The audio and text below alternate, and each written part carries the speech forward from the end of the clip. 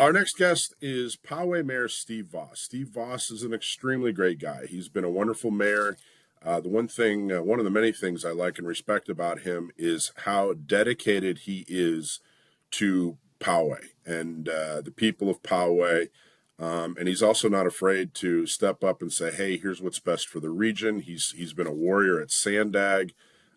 He's very pro Second Amendment. He's an all around wonderful guy. There's a little bit of drama on his city council, which is unusual for Poway. Poway is normally a really well functioning city council, and I dare say the envy of a lot of other cities in San Diego, if not California. But there's been some drama here, and I wanted to bring the mayor on and talk about exactly what's going on and get the story right from him. So, Mayor, how are you? Welcome. I'm good. I'm good. Just back from a 4,000-mile scooter cannonball run. Okay, so you So a mentioned that. little bit weary. Tell me what is a 4,000 before we get into the drama. What is a 4,000-mile scooter cannonball run? There is an event that's held every 2 years called the Scooter Cannonball. It typically goes from one big body of water to another. 2 years ago, we rode from San Clemente to Hilton Head, South Carolina. 8 days on back roads, a bunch of Vespas. This year we rode from the Oregon-Washington border down to South Padre Island, Texas. Again, 4,000 miles in 8 days on back roads. Now, is it like the movie where you guys dress up in disguises and have to, run from the cops? And Well, there might be a little bit of running from the cops, but not gonna talk about that on here. Uh, no, it's a timed navigation challenge. They really make a point of saying it's not a race, a time navigation challenge. To my ear, that's a race, but it's a bunch of people that love scooters and love America and love seeing a place you wouldn't otherwise get to see. that's awesome. Well, welcome back, and I'm glad you're back safely and soundly. Okay, so Poway is a beautiful city. It's a beautiful piece of San Diego. It's got a lot of history, a lot of character, a lot of personality.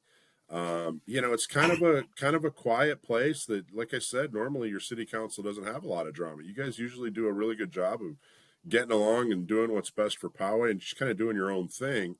But then November hits, and I wanted to tell us all your impressions of the election and who won, and then we'll start getting into the timeline and the story.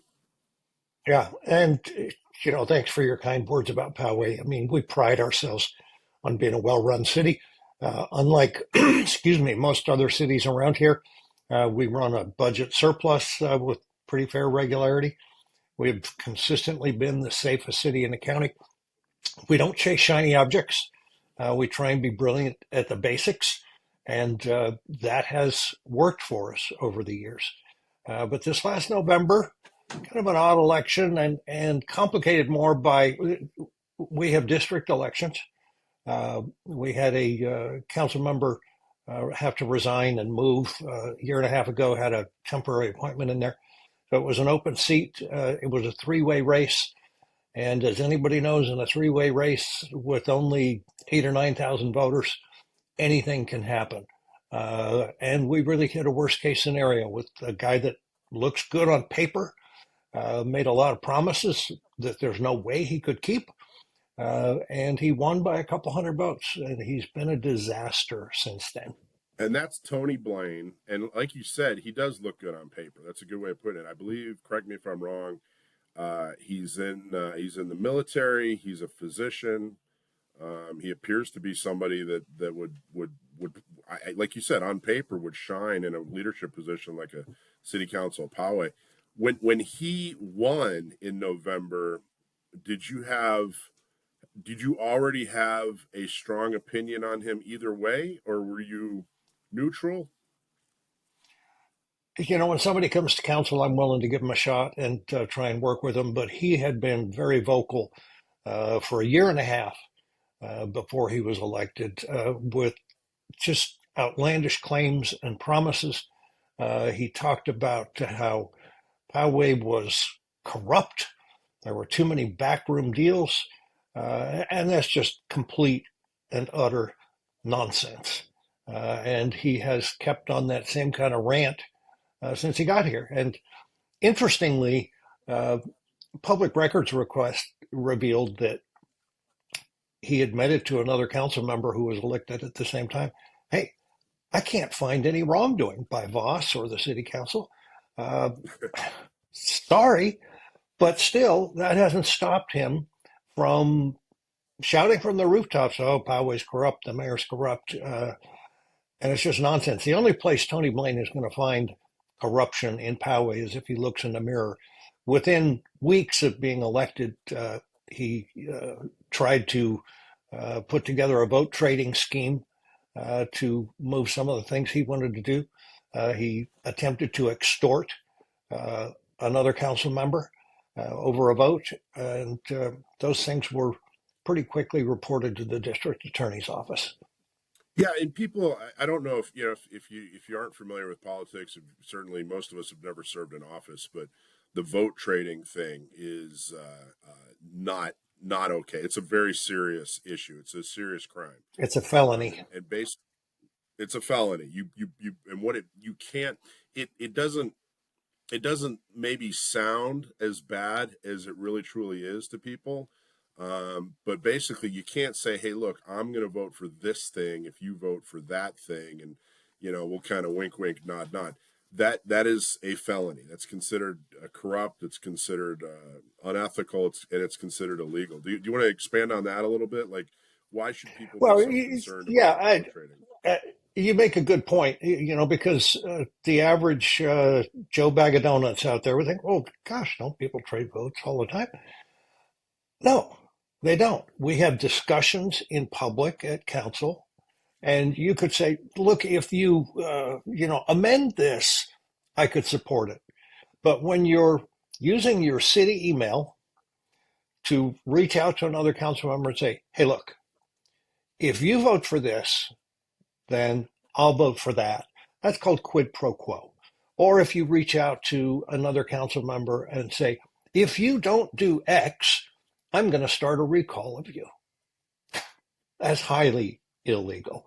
That'll get the DA's attention really quickly. But it went far beyond that in the ensuing months. We've had And Blaine. by the way, Mayor, none of that's opaque. It's not like he could. Well, gee, I didn't know. I mean, this is really, really basic stuff that he gets. Every elected official gets educated on before they actually sit in the seat and start making decisions. Like this isn't, some kind of vague. They found a needle in a haystack, and you know what I mean. This is crystal clear. He absolutely black and white violated a law that he was 100% educated on. So I really want to make that crystal clear. Yeah, and I appreciate that. The other thing that started happening, we are all subject to public records requests. People have a right to know when we're conducting city business, whether it's on our city email or our personal phones doing city business. Uh, any communication of that sort is subject to discovery through a public records request. Uh, Blaine started destroying records. His texts and emails to other council members and other individuals about city business. And when he was asked for those emails and texts, he said, "Oh, I destroyed those." He encouraged people he was communicating with to not use email anymore after this started to blow up and use the Signal encrypted app instead, saying in his email so the city won't be able to track it. I mean, again, felony and felony stupid. I think the worst of it, maybe you can fill in some of the details. My understanding is the folks in Poway were smart. They caught wind of who he was and what he was doing pretty quick, and he, had some folks that were criticizing him right off the bat. Yeah. Some citizens of Poway that were saying, "Hey, we don't agree with what you're doing." And then my understanding is he actually tried to get the sheriff's department to go after the people that weren't happy with the illegal and bully tactics that he was that he was doing. And first off, correct me if I'm wrong, but getting if you're a government official and you're using law enforcement to go after people that are simply critical of what you're doing while you're in public office, that's as corrupt as it gets. That is as offensive as it possibly can get. Especially, I think the gun owner community can relate to that. People that fight for civil rights can relate to just how bad that is. But can you fill in some of those details? You're absolutely correct about that. There was one instance where, again, from a city email, he asked the city manager and the city attorney to send the sheriff to a guy's house because he didn't like an email that he got from him. And when they refused and told him that would be illegal, he called the sheriff on this 80-year-old man who had sent an email simply criticizing the way Blaine was conducting himself. That is as despicable as it gets. Uh, and it's just story after story like that of Blaine not understanding his role, not understanding the limits of his power, and not understanding the rights that the public has to weigh in on our activities and pronouncements. Great. Okay, and we've been critical. Gun Owners Radio has been extremely critical. I happily beat up on the guy. I recognize quickly that this is not somebody with good intent who maybe is making a mistake or doesn't understand the procedures. This is a bad guy who's abusing power and should be nowhere near power. Where are we at? What's going on what's the next Well, step, or where are we in the process? another thing that we haven't talked about at all is his Sure. abusive behavior towards staff. Uh, Again, early on in his tenure, he started sending abusive and bullying emails to the city manager, the city attorney, and others.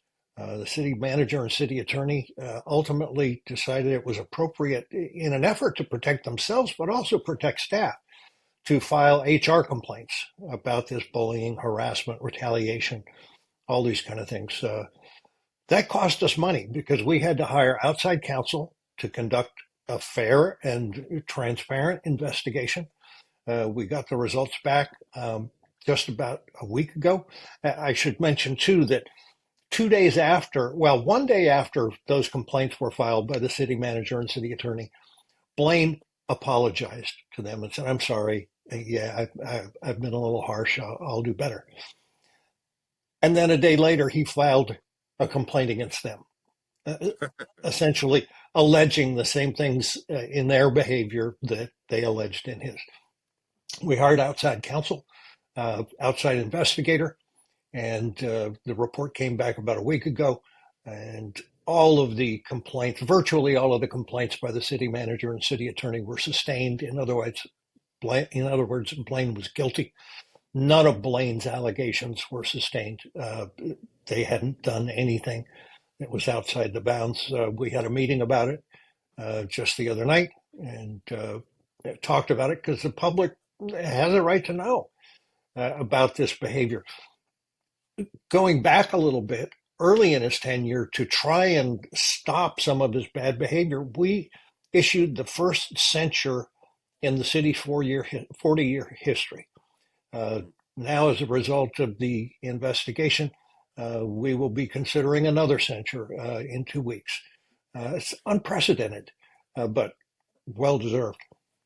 And I'll tell you, the city staff, in my experience, city staff is about as neutral as you can get. And in other words, if there's a council member having issues with the other council members, you might be able to chalk that up to politics. If there's a council member who is being heavily protested by a certain segment of the community, you might be able to chalk that up to politics. But when he's having this much of an issue with staff, staff in these cities and municipalities are enormously neutral. I mean, they really truly are just like, hey, we're here, whether you're left, right, up, down, whatever. We're here to do the job, serve the city, serve the council. For them to have such a horrible experience with him, That's not political. They don't have No. some kind of agenda. They truly were being victimized. Well, and to give you another example of just how out of touch and insensitive and uh, tone deaf he is. I mean, I truly believe the guy has a personality disorder, if not something more serious. But uh, uh, the other evening, Tuesday evening, in the meeting when we were hearing the results of this investigation, the city manager had an opportunity to talk about how had impacted him, and he got a little bit emotional, as I would expect, because it's been a just an awful 6 months, if not longer. Uh, the next couple hours later, Blaine emailed him and said, "Did I make you cry? It's the first time I think I've ever made an adult cry." You're like, who the hell does that? Who is that insensitive? Uh, the guy has serious problems. I no doubt. I mean, this city manager, that's his job and his career. That's how he puts food on his table. Or I don't know if he has kids or a Yeah. family, but probably does. And you know, Well, to that point, one of the things that the investigator looked into was an email that Blaine had sent to over 250 recipients, high level elected officials and media, local, state, national, including New York Times, Washington Post, all that stuff, alleging that the city manager and the city attorney were corrupt and unethical. Now, that is bound to have an effect on their future ability to feed their families. And I fully expect one of the results, not yet realized, but sure to come, are going to be claims from the city manager, perhaps the city attorney, defamation. Unfortunately, that will work against the city, and happily, it will work against Blaine.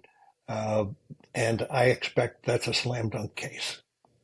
yeah, and that's got to get paid for by Powegians. Your tax Yeah. dollars have to pay for Tony Blaine's completely out of control behavior. So what? Okay, so what's next? Where do we go with this? How are we going down a path to fix this problem, or what's it look like? There's a recall being run by a couple former council members right now and community leaders. Deadline to sign is a couple weeks away. I think they're very close to having the requisite signatures. But if you're out there listening to this, or you know someone who lives in North Poway District 2, get on the phone right now, call them and tell them to sign that recall. This guy is a threat to the stability of Poway, a threat really to citizens' fundamental freedoms. A guy that calls the cops if he doesn't like something that you say. That should scare everybody to death. So if you know somebody, like I say, or if you live in North Poway, make sure you sign that recall petition before the 15th of July. We want to make sure that this guy's removed. I won't be surprised if in the very near future the DA might issue an indictment. He was taken down by the district attorney investigators after a council meeting a few weeks ago, served with a search warrant. So they're hot on the case, and we'll see what shoe drops next. Good. So if you live in North Poway, if you know somebody who lives in North Poway in this district, if you live in Poway at all and you're not sure you're in the district, reach out. We'll figure it out. But we need signatures in the next 2 weeks. We're going to need help. After that. So even if you don't live in Poway and you just can't stand an abusive government official, we'll need your dime and your time. And then eventually, after it's successful and this guy's removed, we're going to need help putting somebody into that seat that is far more worthy of being an elected official. So there's a whole Yeah, you can project. go to recalltonyblaine.com if you want more info. You can see some of the videos. I think the video of the DA takedown is on there. There's video from news stories. I mean, this has shown a light on Poway that we're not used to. We turn out budgets that There are no deficits. We typically have surpluses. We get attention for being the safest city. This is a uncomfortable attention for us, and some of those news stories are online. Check it out for yourself. Lots of the documents are online too. It's sobering and it's sad. Okay, perfect, Mayor. We'll post the website. This is something I want to be involved with. I mean, we're a Second Amendment organization, so as far as the issue, yeah, we're very focused. But the reality is, if we don't have quality government leaders, the Second Amendment really doesn't mean a whole lot at all. So, I mean, this is something that's very important to us. We want to make sure that we get not just people we disagree with out of office, but people that are an obvious threat, to what we're supposed to be doing in this country, to the self-governed, to people that abuse power. We want them out. So we're going to talk a lot more about this, Mayor. We want to continue to give real help. Like I said, people's dime and people's time to see this through and get somebody on the Poway City Council that will be a benefit to the community. Let's get her done. Let's get her done. All right. Thank you, Mayor. Appreciate all the time. Anything else you want everybody to know, or do we cover everything? No, I think we really covered it pretty well. Of course, if you happen to know Mr. Blaine and have any leverage with him, tell him to step down, save the city some money. This election is going to cost uh, several $100,000, but that's a drop in the bucket compared to what he's costing us. Even if he went away today, I think it's going to end up costing the city over $1 million. If he doesn't go Well, away, the meter's still running. he seems to have such an arrogance that I don't know if that money is, doing the right thing doesn't seem to be the type of guy he is, and he certainly doesn't have your integrity and character, and he definitely doesn't have your good taste in hat selection. We'll leave it at that. There you go. Anyway, thank you so much. Thanks for joining us, Mayor. Thanks for bringing us up to date, and I appreciate everything you do. Mayor Steve Thanks, Voss from Michael. Poway. Thank you. Appreciate you.